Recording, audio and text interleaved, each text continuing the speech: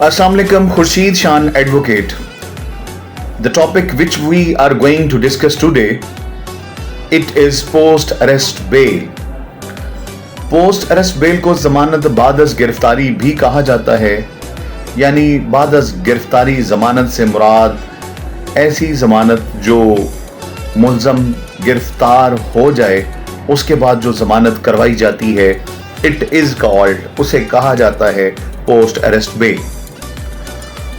What are the procedures and how we can get the bail of post arrest bail? किस तरीके से post arrest bail जो है वो हासिल की जा सकती है. सबसे पहला सवाल, बड़ा इंपॉर्टेंट क्वेश्चन है, पोस्ट अरेस्ट बेल जो है वो कहां पे फाइल होती है, where from we can get post arrest bail. It is a very simple answer. Post arrest bail हमेशा according to the jurisdiction of the offences वली कोर्ट्स में ही फाइल की जाती हैं.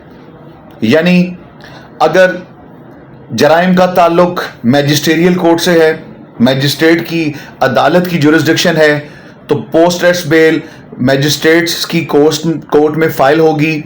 और अगर ऑफेंसेस का कंसर्न, ऑफेंसेस की जुरिस्डिक्शन सेशन ट्रायल से है, तो then bail will be filed in the court of session. और अगर बेल जो है वो जुरिस्डिक्शन रखती है इंसदाद दहशत गर्दी अदालत की, तो then bail will be filed in the court of anti terrorism. It is very simple. जहां की जुरिस्डिक्शन ऑफ ऑफेंसेस है वहीं पे, in other words we can say that bail will be filed in the trial court. Bail हमेशा जहां उस मुकदमे का ट्रायल चलेगा उसी अदालत में बेल फाइल होगी. पोस्ट अरेस्ट जो मैजिस्ट्रेट्स की अदालतें हैं वहां पे भी फाइल हो सकती है. Post arrest bell session court में भी फाइल हो सकती है. अगर सेशन से पोस्ट अरेस्ट बेल खारिज हो जाए तो then bail will be filed in the high court. और अगर मैजिस्ट्रियल कोर्ट्स की बेल पोस्ट अरेस्ट जो है वो खारिज होती है तो वो सेशन में फाइल होगी. और इसी तरह अगर सेशन कोर्ट से post arrest bail, high court से पोस्ट अरेस्ट बेल अगर खारिज हो जाती है तो then it is very much clear that post arrest bail of high court which was dismissed by the high court जो है वो सुप्रीम कोर्ट में फाइल होगी. तो पोस्ट अरेस्ट बेल के कॉन्सेप्ट को क्लियर करने के लिए सबसे ज्यादा जो बड़ी अहम बात है वो ये है कि जुडिशियल होना मुल्ज़म का. It is also very much important to file post arrest bail. मुल्ज़म जुडिशियल होता है और मुल्ज़म जुडिशियल होता है उसके बाद जो है मुल्ज़म का जो पावर ऑफ अटॉर्नी है, वकालतनामा है, आप वकालतनामा जो है वो अटेस्ट करवाते हैं, तस्दीक करवाते हैं signature and thumb impression of the accuse से.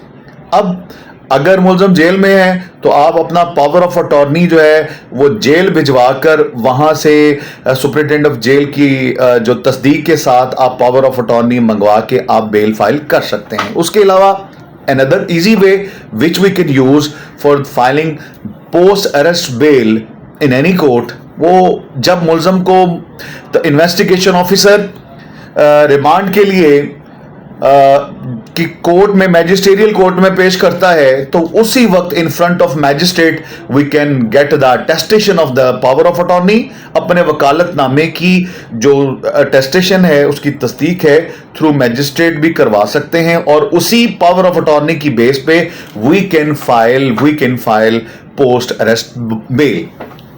और अब मैं आपको ये बात बताता चलूं, पोस्ट अरेस्ट बेल जो है it is filed under section 497 CRPC.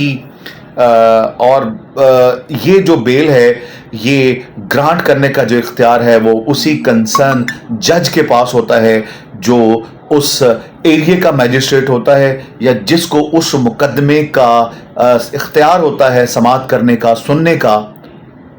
वो बेल को ग्रांट भी कर सकता है, बेल को खारिज भी कर सकता है. और according to the merits, according to the investigations वो डिसीजंस होते हैं.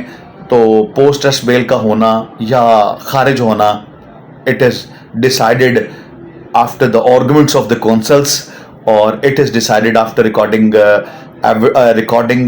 Investigation of the investigation officer.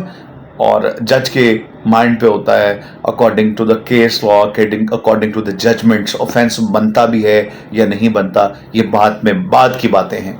दूसरी चीज़ है, मज़ीद इंफॉर्मेशन के लिए आप सब लोग मेरा जो YouTube चैनल है उसको लाइक करें और सब्सक्राइब करें इंशाल्लाह, ताकि मज़ीद इस तरह की जो वीडियोज़ हैं वो आप तक पहुंचती रहें। बहुत शुक्रिया।